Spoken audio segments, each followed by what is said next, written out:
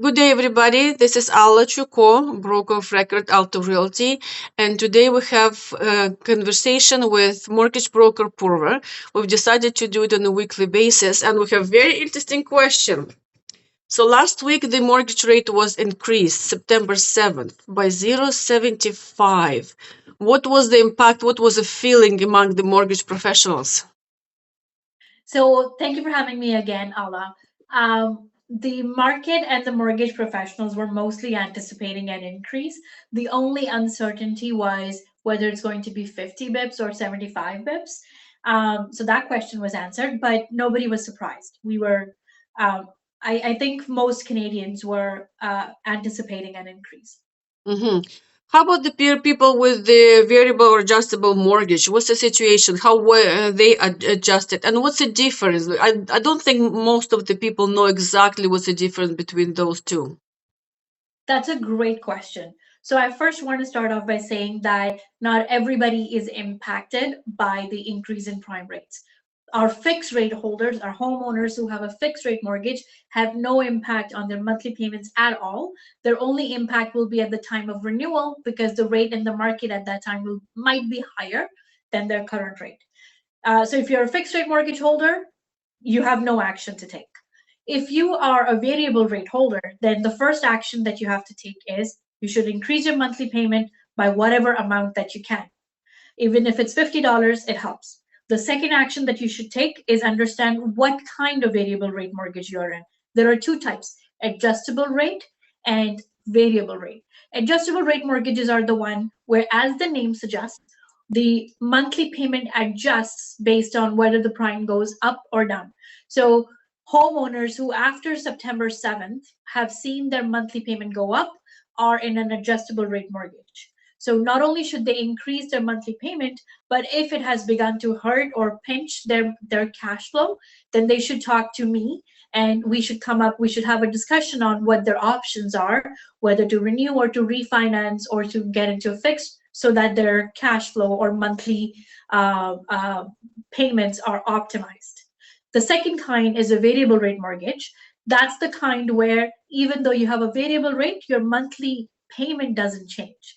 You are paying a set amount each month. What changes when the prime goes up or down is how much of that monthly amount goes towards principal and how much goes towards principal. So if you as a homeowner are in a variable rate mortgage, as I said, you should already be thinking about increasing your monthly payment to an amount that you're comfortable with. Number two, your lender or your bank will be reaching out to you with options. What you should do is sit down with me as your mortgage professional. We'll talk about which of these four options are the best for you. The four options are number one, increase your monthly payments by a set amount. The amount will be dictated by your lender. Your lender will tell you increase by this amount. Number two, we can make a lump sum payment towards your principal so that your payments are adjusted accordingly and you don't have to increase the monthly payment. Number three, you have an option of converting to fixed. Number four, if you are in a 25-year amortization, you have an option of increasing your amortization to 30 years. Which of these options is the best for you? Mhm. It depends. Let's have a conversation to talk about that. Okay, that's interesting. So, but why should they increase those $50? What exactly will it make to their mortgage? Again, a really good question because when you increase your payments, you are lowering down your principal, and as a result, because your payments, your the interest is a factor of your principal. My math geniuses in the audience will understand. As the principal goes down, the contribution or the impact of increase in rate is buffered. So you are Mhm. sheltered a little bit. You create a little bit of a cushion for yourself I if you see. lower the principal when the interest goes up. I see. Very interesting. So I want to understand from a realtor's point of view, Ala, what are you seeing as options for either existing homeowners who are worried about their mortgage payments or people who are entering the market and are worried about their budget or options? What tools can a realtor recommend to get through these times? Yeah, thank you for question. There are many tools, obviously. Some of them very traditional, some of them very unconventional. So the first one, I think lots of people, what they can do is and they're not in any specific order. First, because it might be the easiest for some people. Let's say if you have the house, and let's say you have the basement, let's say it's rentable. If you have rentable basement, rent your basement. Some people, I know some people actually, even in the condominium apartments, buying an apartment at this moment. For example, I have a buyer. She's buying minimum two bedrooms, and it must be two bathrooms. In other words, she is planning to rent out one bedroom with bathroom to potential tenant. Even though she qualifies fully, she cannot afford. I mean, like she can, but her lifestyle will be suffering. So her idea is just to rent out the room. The second option would be, for example, simply go to your employer and ask for the raise. Believe it or not, like they say, knock and it will be open to you. Ask and it will be answered. And in other words, some employers never do it on their own. But if you go to them and you say, look, I've been working for so many years, I brought so much value to the company, and especially you know that you're not uh, disposable. You know, like some companies totally depend on you. You are in a position to ask. For example, my company is hosting a Japanese engineer from for Honda. Like I live very close to Alliston, Ontario, and yesterday I met one of their translators. She's the only Japanese language translator in maybe in 200 kilometers radius. Like she is in a position to ask. In other words, if you are in the same position, by all means, please go ahead and ask. Another option would be, let's say you're a young family with children and you have your parents living close by, or maybe your parents live far and they retired, they don't no longer working. So why don't you contemplate an idea to moving in together and rent out the parents' property?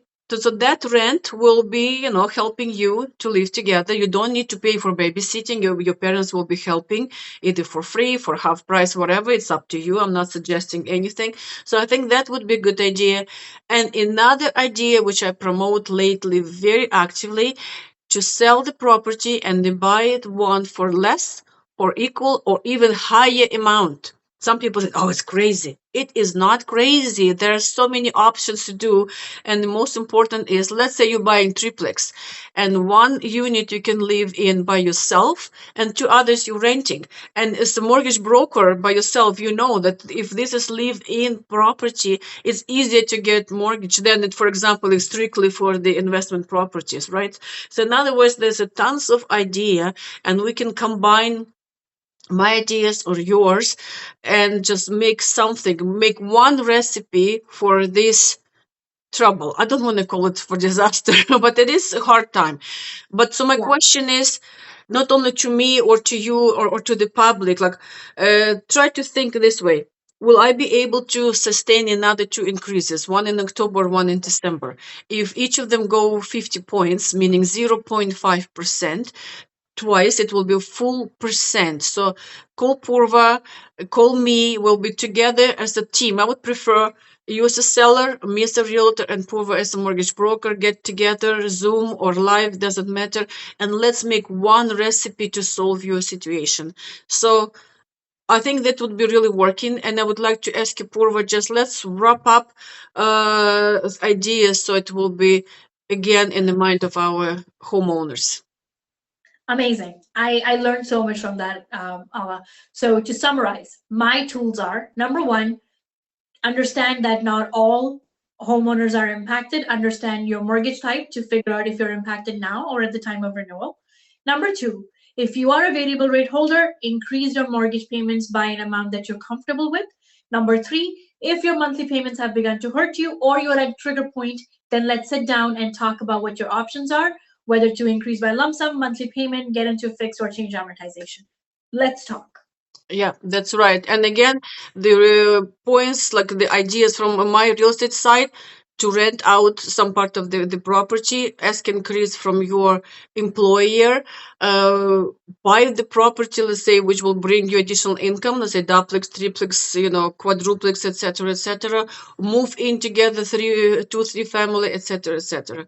Either way, we're very happy you've been with us for so long. We appreciate that. Feel free to call us anytime. Have a great day. Thanks, Alla. Thanks, Thank everybody. Talk to you you. next All week. the best. Bye. Bye.